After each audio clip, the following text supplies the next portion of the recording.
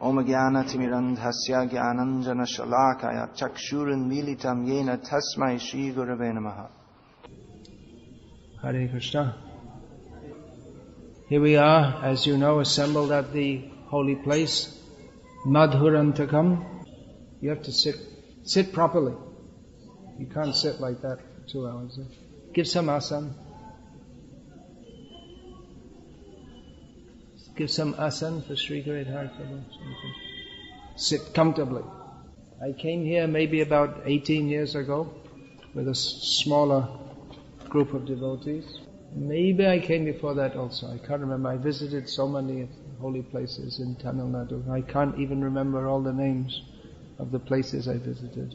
But about 10 years ago, I came across a dramatic rendering of the one famous pastime here. You're also adding your own drama. Right? You're adding a little description yourself. Adbhutamana. Yeah, alright.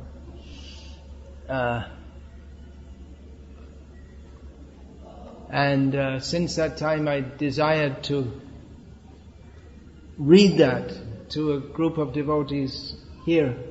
So now that desire is fulfilled. Or is about to be fulfilled if the Lord so desires, because I didn't do it yet. So usually following Srila Prabhupada's practice, we usually speak on the philosophy of Krishna consciousness. But when we come to holy places like this, it's quite suitable to speak the pastimes of the Lord which took place here. This is a place of Ramarlila. Our Gauriya Acharyas say the best bhakti is that which is fixed on one form of the Lord.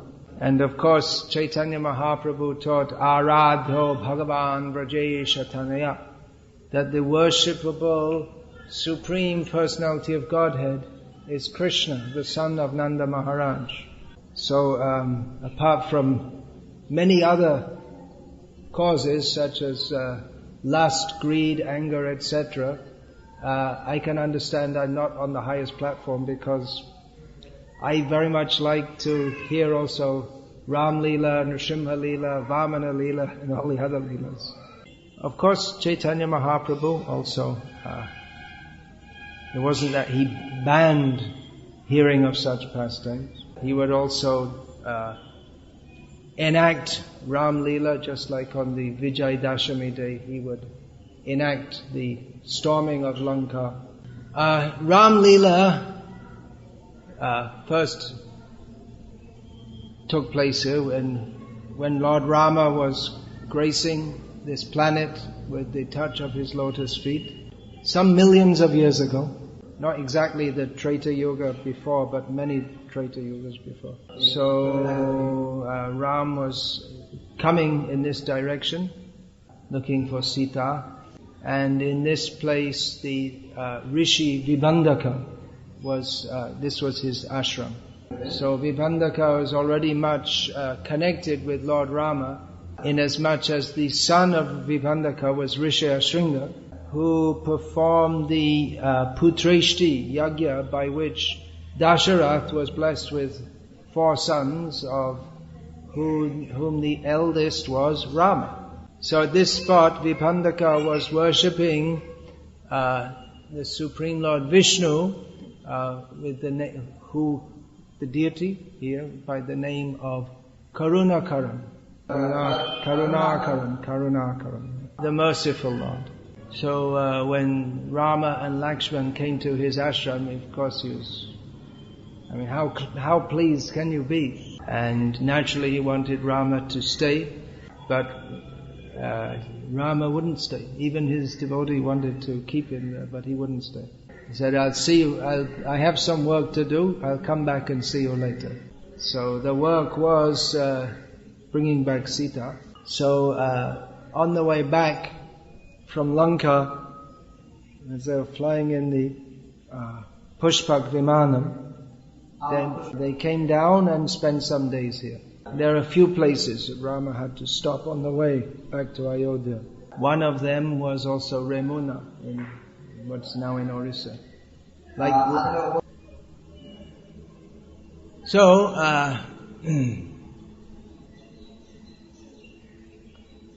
Much later, this place became one of the most important places in the Ramanuja Sampradaya, Sri Vaishnava Sampradaya, although it's not included in one of the 108 Divya Deshams. This is the place where Sri Ramanuja received Diksha from Periyanamba Mahapurnam Samashrayam, that's called in their terms, means taking full shelter. Samashrayam ye padda.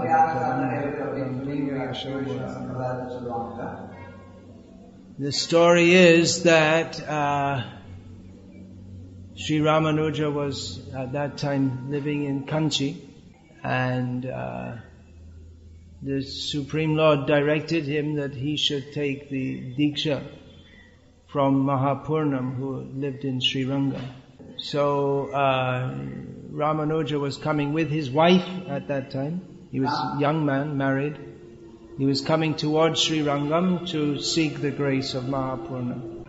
At the same time, Mahapurnam was coming from Sri Rangam to Kanchi to meet Sri Ramanuja, because he'd heard of the qualities of Ramanuja and was calling Sri Ramanuja to Sri Rangam to become the leader of the Vaishnavas there. So they met here, and Mahapurnam suggested that they go on to Kanchi, and they met, and then Ramanuja, he expressed his desire for accepting discipleship. And Sri Mahapurnam said, well, okay, let's go on to Kanchi. That's, it's a very big, established, famous, holy place. But Ramanuja said, let's do it right now. Because he quoted a verse saying that life is unsure. There's no guarantee how long you'll live. So if you get the opportunity for initiation, you should take it immediately. So that ceremony was performed here, and you can see at the back there's a small mandapam, and that is the place where Sri Ramanuja accepted the Samashrayam, Pancha Sanskar, and this festival is celebrated here each year in this regard. And the deity here of Sri Ramanuja, you'll see he's in white Grihastha dress. Everywhere else you'll see the deities of Sri Ramanuja in sannyas dress, but here only in Grihastha dress, because when he came here, he came as a Grihastha. And shortly after that, he accepted sannyas. So, Rama came here, and he worshipped the Karunakaran, Vishnu, and now Rama, you can see his deity here, Kodanda Rama, Rama with the bow, and this is the only deity of Ram that you'll find he's holding the hand of Sita. Generally in public, a man doesn't hold the hand of his wife. But Ram is doing so here, that he just got his wife back. He's very happy to be with her. Now this place is called Madhurantakam. Madhur, of course, means sweet. So from the Gauriya Vaishnav perspective, this gives an indication of Madhura Rati, or that of the exchanges between the Supreme Lord and His most intimate associates. That means His wives, His consorts, His girlfriends. So Ramarlila was performed here during the time of Ram's personal presence, when he was here in this world, directly during the time of his what is called Prakat Lila. That's understood? Prakat? No, not understood. His manifest pastimes. And just over 200 years ago, Ram again performed some pastimes here. And it's been very nicely described, this pastime of how Rama saved the lake from overflowing and saved all the people. I don't know who has made this description, but it's very sweet. For which he is known as katta Rama, the Rama who saved the lake. Although there's another derivation of that name that means that the Supreme Lord Vishnu is just like we say, he is the ocean of mercy, and then that mercy is taken up in the clouds and rained down. So like that, there's another derivation of that meaning. So this pastime of Lord Rama is also very sweet, and it doesn't involve, although the main protagonist, of course Ram is the main protagonist, but the center of the story is one British man who's not a pure devotee, it doesn't seem, which maybe makes it all the sweeter.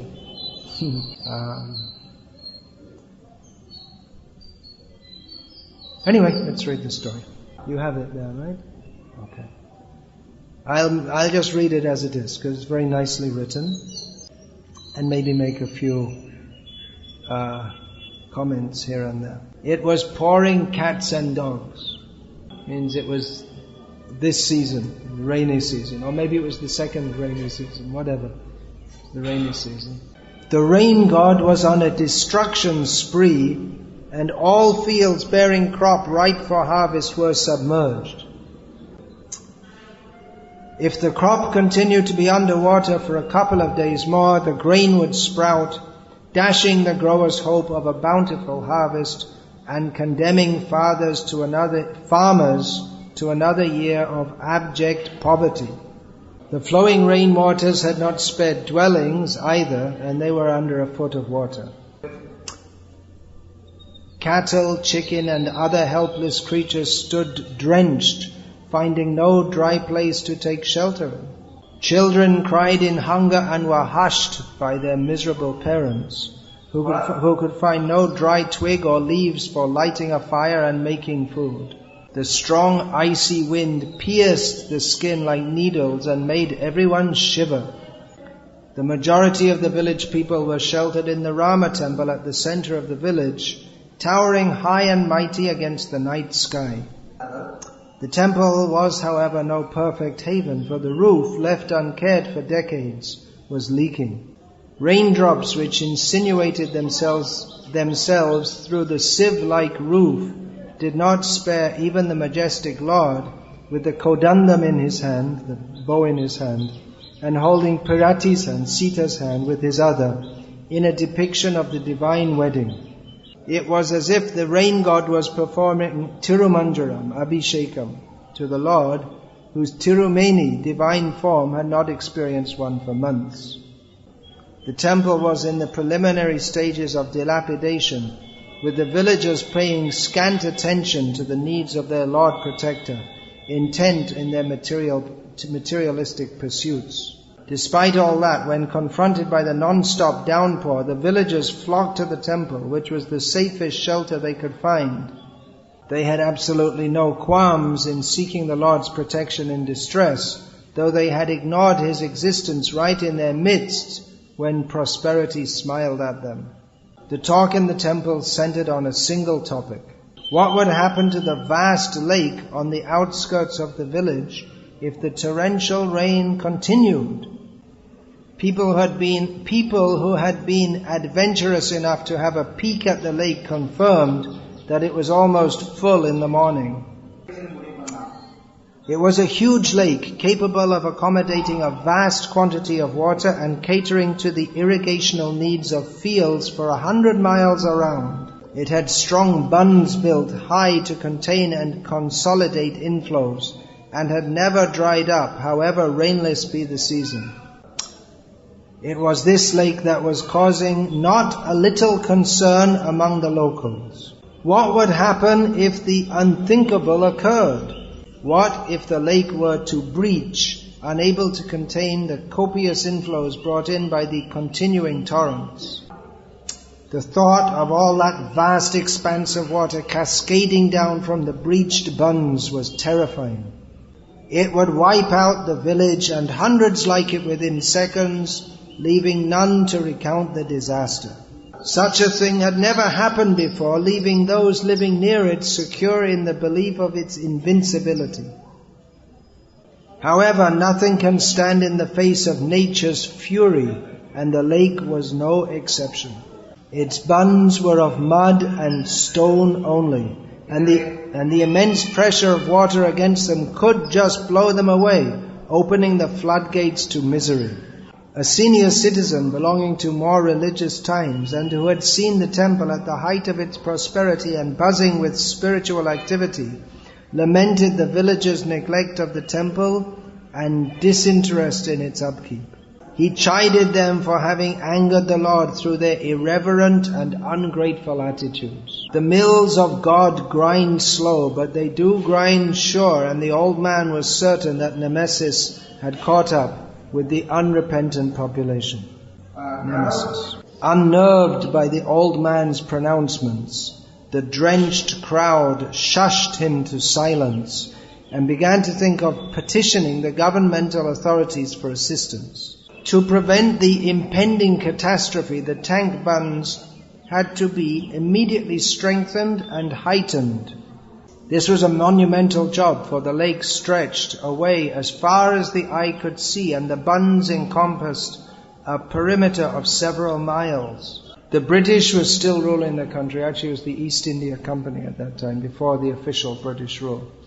And the district collector, a pious man by name Colonel Place, was in charge of the area. When the matter was presented to him in all its magnitude, he immediately realized the explosiveness of the situation and ordered his minions to arrange for strengthening the lake bunds and for monitoring the condition round the clock. The wheels of government swung into action, and an army of workers busied themselves in carrying out the collector's orders. The rain, however, continued to come down in torrents without any let-up, and the water level in the lake kept rising menacingly. Though night had advanced, sleep eluded the British man, who paced restlessly in his quarters, worried at the lack of let-up in the downpour. He decided to inspect the bundwork personally and left with his retinue to the lake, paying scant attention to those who tried to dissuade him on the grounds of impending danger. As one used to leading from the front, he left for the lake and arrived amid a steady downpour. He climbed to the top of the bund, and the sight that greeted his eyes took away his breath, the enormity of the situation striking him with full force. The water level had risen alarmingly till it now lapped at his feet, at his position on the top perimeter of the bund. Another hour or so of the rain and the lake would breach with cataclysmic consequences. And since rain was still coming down in sheets accompanied by a gale, there seemed little hope of averting the inevitable. It was as if these miserable, uneducated and uncultured masses were destined to a watery grave. Then a chilling thought struck him. In deciding to visit the scene of action, he had painted himself into a corner and had no way now of returning to safety. It looked as if he too would be sharing the watery graves of the people he had thought about disparagingly a moment before. Was it the will of the Lord Jesus that he should die in a heathen land, forsaking his beautiful wife and affectionate children in distant England? The moment these thoughts occurred to him, he banished them with guilt. He was the district collector responsible for the lives and safety of thousands, be they heathens or unlettered. They looked up to him with childlike faith, hoping against hope that the tall, fair-skinned, Durai would somehow work a miracle and save them all from certain death. But what could he do in the face of nature's unrelenting fury? The swirling waters of the lake were looking more menacing by the minute, and the wind had snatched away the umbrella held over his head by a lackey, apparently angered at the collector's efforts at protecting his head. That means nature is angry, not the lackey. At protecting his head, while thousands of the proletariat were drenched to the skin, stretched tightly over their skeletal bodies. Colonel Place was desperate and could think of no way to prevent the waters rushing out on their terrible mission of destruction. The old man in the temple, who had spoken of the neglected Lord and the awaiting nemesis, was also one of the collector's retinue. In the pushing and pummeling wind, he had reached the collector's side and, picking up courage, told the official that only Lord Rama could save them now, as the situation seemed beyond human intervention. He explained to the skeptical Englishman the immense power of the Lord and His matchless beauty. In the drenching downpour, despite the wind snatching away many of his words, and in his broken English, he gave the foreigner an account of the exploits of Sri Rama and of his bridging the vast ocean with the aid of mere monkeys. The old man spoke with emotion of the Lord's infinite mercy and His abiding concern for the innocent. It all seemed pretty unreal to the collector. He was standing in pouring rain on the bund of a gigantic lake on the verge of breaching, hours, perhaps only minutes away from certain death, listening to an old native blabbering about a heathen god. He shook his head in disbelief at his own predicament and tried in vain to shore up his sagging faith in life. The old man, with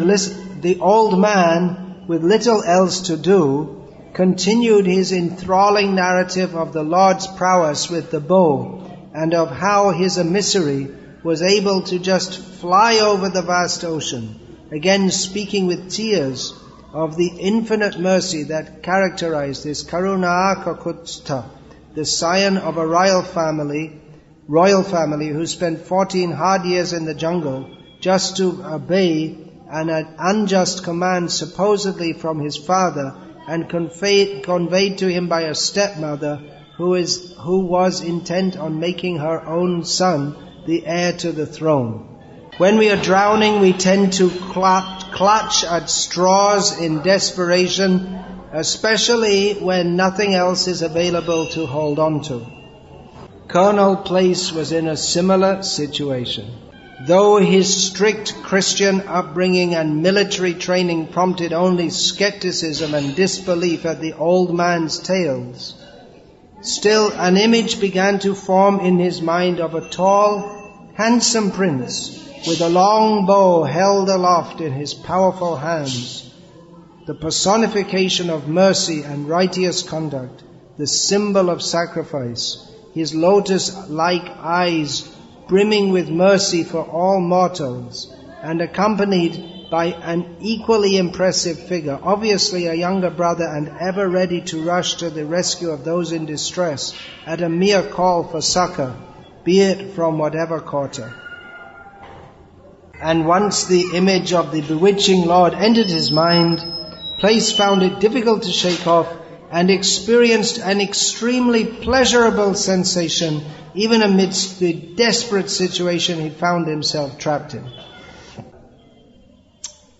Still clutching at straws, his mind reluctantly veered around to the possibility of appealing to this mythological hero for aid, which seemed the only thing left, especially since all other efforts had failed. And once his mind accepted what was hitherto unthinkable for him, he felt unreasonably buoyed up and prayed in his heart of hearts to Sri Ram to somehow lead him and thousands of his subjects out of this apparently inescapable end. "O Ram," prayed the Englishman, "please do this, if not for my sake, then for the sake of the thousands who believe in you with all their spiritual might and conviction. I was listening to the tales of your impossible feats with only half an ear.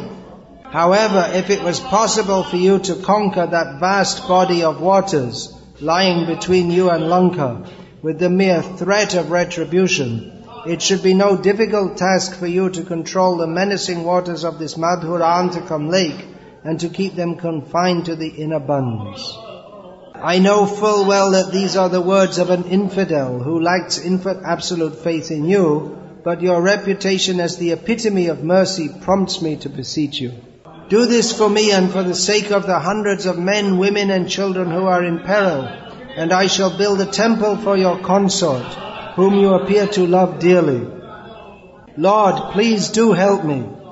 The moment this secret prayer was concluded, the Englishman saw, in a brilliant flash of lightning, the figures of two extraordinarily handsome young men, both with bows held aloft, appearing on the tank band in the pouring rain. Their luminescent eyes seemed to radiate compassion and benevolence. Their beauty was beyond description, and their regal bearing exposed their flawless lineage. They were perfectly proportioned specimens of virility, with a majestic gait and magnificent deportment. The elder of the divine duo looked at the spellbound Colonel Place with twinkling eyes that seemed to hold out an assurance of assistance, amused at the Englishman's efforts at bribery through the offer of a temple construction for Sri Maithili. The awestruck foreigner, overwhelmed by the unbelievable apparition, just fainted and fell on the soddy tank bund with a thud, slipping into unconsciousness, obviously incapable of absorbing the full delight of the divine spectacle.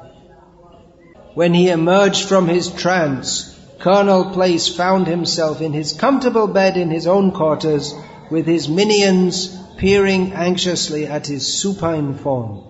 Reminded of the impossible situation in which he had fainted, the collector sat up with a jerk and demanded from his subordinates the latest position on the flooding threat, and felt immense relief wash over him when told that the rains had stopped with miraculous suddenness during the night, and the lake waters too, poised on the brink, had receded to fairly safe levels.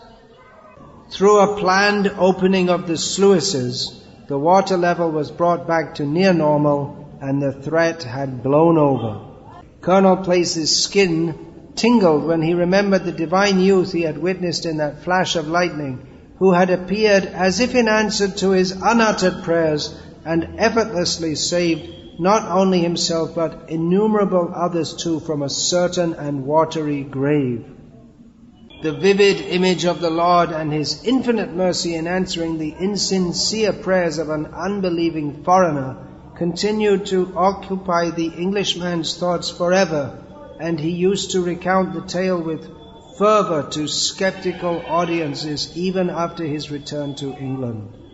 However, Colonel Place's newfound faith did not desert him the moment his job was done, and he lived up to his part of the bargain by constructing the Taya Sannidhi at Madhurantakam.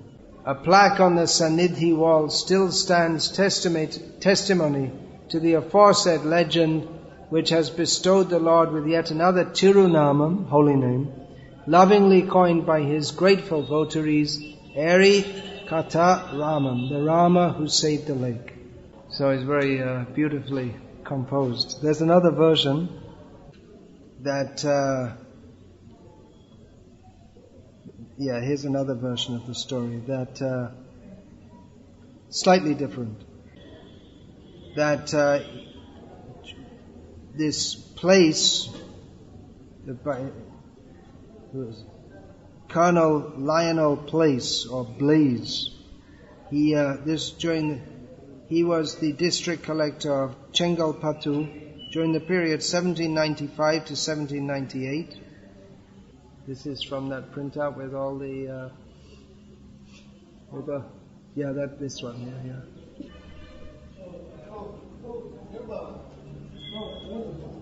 He was the district collector 1795 to 1798. I can't exactly locate it because the pictures don't show here. Okay.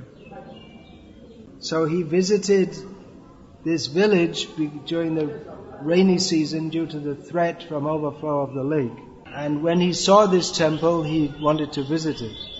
The priests at the temple told him about the history of the temple. And in one part he saw all stone pillars and slabs all piled up.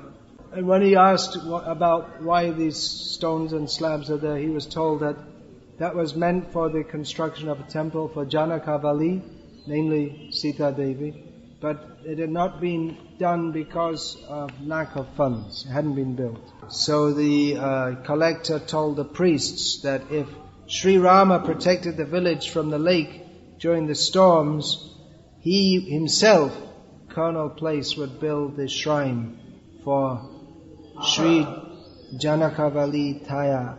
It says here, then he rushed off without taking darshan of the deities. But I don't think they were allowed to see the deities, actually, the British. I mean, they're not even allowed in the temples, right?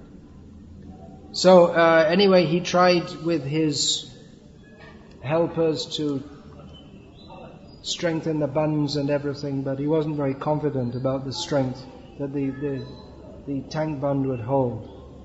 And when he went to inspect the lake, he saw two young, well-built men going around on the banks of the lake with bow and arrows in their hands. He saw these two men, and he saw them wandering around on the bank, but he couldn't approach them. It was night, and he wondered why they were going around in the night on the lake, and he thought they were in a very dangerous situation there. And he returned back to his own place, thinking of those two strange young men. The next morning he woke up, he saw that the rains had stopped and the sun was shining.